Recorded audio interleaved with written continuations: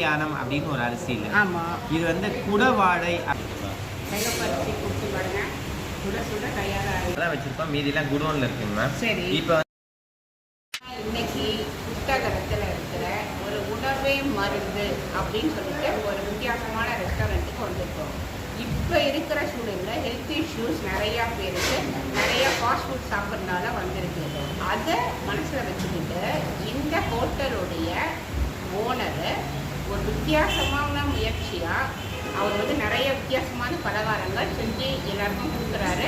அவரை தான் இப்போ நம்ம மீட் பண்ண போகிறோம். சார் வாங்க, ஒரு அறிமுகப்படுத்திக்கோங்க. என் பேர் சீதாராமன். துளசிராம் அமுதசுரபி அப்படின்னு ஒரு உணவகம்.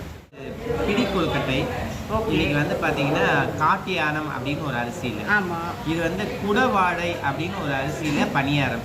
ஓகே. இதில் ஸ்வீட் இருக்குது, காரம் இருக்குது. இது உப்புருண்டையும் குடவாழை தான். இது வந்து கருப்பு உளுந்து வடை. இந்த சாரி, இது என்ன அரிசி? குடவாழை. அதில் நம்ம ஊரில் அவைலபிளாக இருக்குங்களா? இருக்குங்க. ஓ. அதுக்கப்புறமா வந்து இது வந்து ஸ்வீட் பணியாரம். சரி. அதுக்கப்புறமா இது வந்து பார்த்தீங்கன்னா வாழைப்பூ வடை. இது ரெண்டுமே வந்து செக்கில் ஆட்ட கடல் எண்ணெயில் தான் பண்ணுறது. சரி. அதுக்கப்புறமா இது நவதானிய சுண்டல், எல்லா தானியமும் கலந்துருக்கும். இது வந்து பார்த்தீங்கன்னா பாசி பயிரில் போலி. இது வந்து காய்கறியில் போலி. அது ரெண்டுமே வந்து கொஞ்சம் ஹார்டாக தான் இருக்கும். இது வந்து பார்த்திங்கன்னா கோதுமையிலையும் சிறுதானியத்தை பண்ணியிருக்கு. இது வந்து கேழ்வரகு அடை, கம்பு, சோளம் இந்த மாதிரி அடையும் இருக்கும். இது வந்து பாரம்பரியமாக நம்ம யூஸ் பண்ணிட்டு இருந்த சிம்லி உருண்டைன்னு சொல்லி பருத்தி குட்டி பாருங்க. சுட சுட தயாராகிட்டு நான் சாப்பிட போகிறேன். தேங்க்யூ. இது வந்து சைடிஷ் வந்து சென்னா கடை இருக்குங்க. அதுக்கப்புறம் நாட்டு சக்கரை இருக்கும். இது வந்து பார்த்தீங்கன்னா புட்டுலேயே நிறைய வெரைட்டிஸ் இருக்கும். ஒரு 15 வெரைட்டி புட்டு இருக்கும்.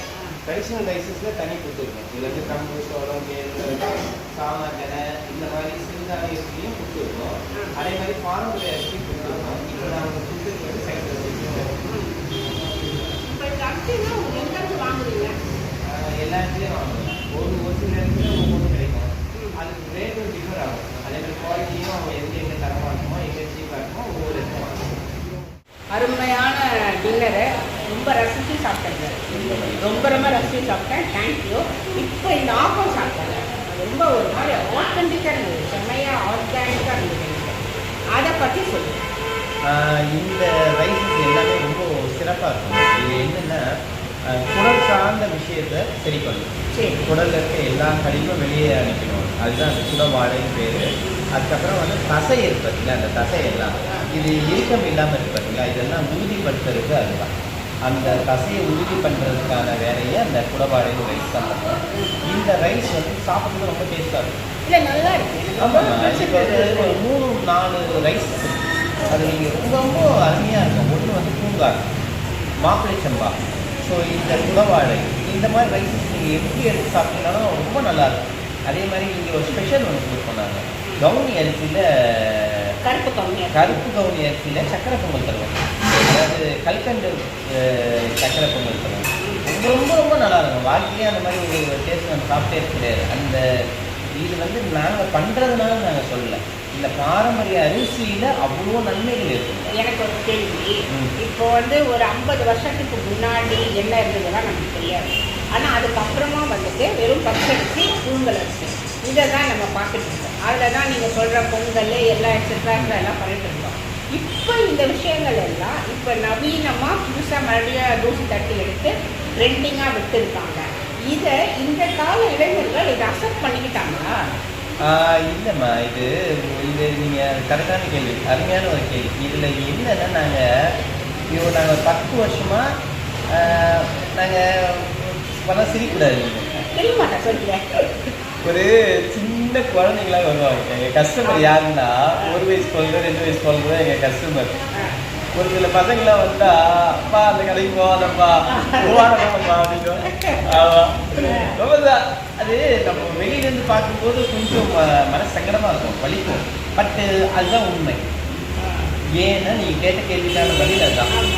ஏன்னா அவங்களுக்கு வந்து இந்த உணவு வந்து அவங்களுக்கு பிடிச்ச மாதிரி இல்லை, சாப்பிட முடியல. ஒரு பஜ்ஜி சாப்பிட்றதோ, ஒரு போண்டா சாப்பிட்றதோ, ஒரு பர்கரோ, இல்லை ஒரு இது KFC சிக்கன் சாப்பிட்றதோ இருக்கிற சுகம் இது சாப்பிடும்போது மிஸ்ஸிங். ஆனால் ஒன்றுங்க, சாப்பிடும்போது ஒரு வயிறு வந்து ஒரு லைட் ஃபீலிங் இருந்துச்சு. ஆமாம்மா, இல்லை இதுதான் நாங்கள் வந்து ஆரம்பத்தில் ஃபீல் பண்ணது. ஏன்னா அவங்க தான் எங்களுக்கு ஃபீட்பேக். ஏன்னா என் கஸ்டமர் 2 வயசு தான் இல்லை, அப்போ அவங்க வந்து வரமாட்டாங்க.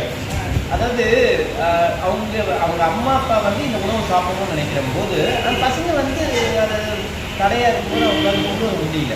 ஆனால் இன்னைக்கு எல்லா கஸ்டமரே 1 வயசு கஸ்டமர் தான்.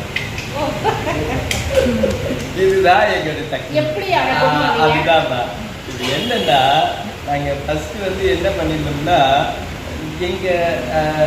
இருக்கிற கண்டிஷனில் அப்படியே கொடுத்துருக்கோம். அது வந்து ரொம்ப கஷ்டம், சாப்பிட்றது ரொம்ப கஷ்டம். ஏன்னா அந்த சிறுதானியம் வந்து எப்பவுமே வந்து நார்மலாக ஹார்டாக இருக்கும். அது எப்படி சாஃப்டாக பண்ணுறதுன்னா, ஒரு வெப்பத்தன்மை வரும். அது வெப்பம் இல்லாமல் தண்ணி வந்து இல்லாமல் வளருது. அப்போ என்ன ஆகும், அது வெப்பத்தன்மை கூட இருக்கும். அது உள்ளே போகும்போது என்ன ஆகும், அந்த நீரெல்லாம் உருக்கி வயிறு வலி உருவாகும். வெப்பத்தை உருவாக்கி அது வந்து வயிறு வலி உருவாகும். ஸோ அப்போ அந்த வெப்பத்தன்மையை எடுத்துக்கணும்னு வச்சுக்கோங்க, ரொம்ப டேஸ்ட்டாக இருக்கும். இப்போ எப்படின்னா நாங்கள் சொல்லணும்னா, ஒரே உதாரணம் சொன்னீங்கன்னா, நாங்கள் இந்த பாரம்பரிய அரிசியில் வந்து பொங்கல் பண்ணுறோம். கருவருவை காட்டியானு ஏதோ ஒரு அரிசி இருக்குங்க. நாங்கள் வந்து நைட்டு 6 மணிக்கு ஊற வைக்கிறோம். ஈவினிங் மாலையில் 6 மணிக்கு ஊற வச்சு அடுத்த நாள் காலையில் 6 மணி வரைக்கும் ஊறும். கிட்டத்தட்ட 12 மணி நேரம் ஊறும். அதுக்கப்புறமா நாங்கள் அதை கிளஞ்சி அதுக்கப்புறம் அதை பொங்கல் பண்ணும்போது பார்த்தீங்கன்னா குக்கரில் தான் பண்ணுவோம். ஏன்னா ஒரு 19 விசில் ஊறும். அப்போ தான் அந்த குறையும். அதுக்கப்புறம் ஒரு 3 விசில் வந்து நம்ம பொங்கலை கன்வெர்ட் பண்ணி கொடுத்துருவோம். ஸோ இந்த அளவுக்கு லென்த்தி ப்ராசஸ். அந்த லென்த்தி ப்ராசஸ்ஸு நாங்கள் சின்ன ஒரு மாற்றங்கள்லாம் ஒவ்வொன்றும் பண்ணும்போது பார்த்தீங்கன்னா, இப்போது நீங்கள் சாப்பிட முடியல. ஏன் சாப்பிட முடியலன்னு பார்க்கும்போது பார்த்தீங்கன்னா அவங்களுக்கு பிடிக்கல, ஏதோ ஒரு விஷயம் பிடிக்கல. ஸோ அப்போ அந்த டேஸ்ட் பட்ஸுக்கு இந்த டேஸ்ட்டு கொஞ்சம் ஒத்து வரல. அதுதான்மா, அது நம்ம பழக்கப்படுத்திட்டோம். ஃபஸ்ட்டு நான் உங்களுக்கு சொன்னேன், 0 ஒயிட் ரெஸ்டாரண்ட் சொன்னேன். நீங்கள் எங்கள் கடையில் நிறைய கஸ்டமருக்கு முதல்ல டைமாக வருவாங்க. சார் இல்லை இப்படி இல்லையா, இல்லை வேண்டாம் போயிட்டே இருப்பாங்க. அது எங்களை ரொம்ப முகம் சுழிக்கிற மாதிரியே ரொம்ப நிறைய இருக்கும். ஆனால் அது ரொம்ப வலிமையை ஏற்படுத்தும். அது வந்து அவங்க புரிதல் இல்லை, எங்களுக்கு புரிதல் இருக்குது.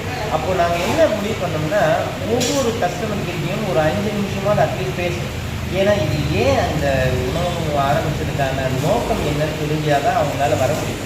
ஸோ இப்போ அவங்க பேசணும், ஒவ்வொரு கஸ்டமர்கிட்ட பேசணும். சார் இதுதான் இந்த உணவு தான் எங்களுக்கு கொண்டு போய் சேர்த்தீங்க ஒரு எஸ். ஆமாம், இப்போ நாங்கள் எல்லாம் அட்வர்டைஸ் அதாவது சொன்னாங்க, போர்டே ஹோட்டல் மாதிரியே இருக்காது. ஆனால் எல்லா கஸ்டமரும் வருவாங்க போவாங்க, நிறைய பேர் வந்துகிட்டே இருப்பாங்க. அவங்க ரெகுலர் கஸ்டமர். எங்களுக்கு எப்போதுமே அடிப்படையாக எங்களுக்கு மிகப்பெரிய சப்போர்ட்டாக இருக்கிறது அவங்க தான். இதில் முக்கியமாக என்ன விஷயம்னா, அவங்க தான் எங்களுக்கு வந்து இந்த ரெசிபியை கொடுத்தது. இப்போ ஒரே ஒரு சின்ன உதாரணம் சொன்னேன்னா எங்களுக்கு தெரியும், சொன்ன ஒரு புரியாது. நாங்கள் இந்த ரத்தசாலி அப்படின்னு ஒரு அரிசி, ரத்தசாலினா ஹீமோகுளோபின் கூட்டுறதுக்கான ஒரு அரிசி, அற்புதமான அரிசி. அது ரத்தத்துடைய அளவு கூட்டும். அந்த ரைஸ் நாங்கள் வந்து சாப்பாடை தான் வச்சுட்டு இருந்தோம். அப்போ சாப்பாடை கொடுக்கும்போது ஒருத்தர் வந்து கேட்குறாங்க, நாங்கள் அரிசியை விற்கிறோம், அரிசிலாம் வந்து ரொம்ப சீப்பாக தான் இருக்கும், நாங்கள் கொடுப்போம்.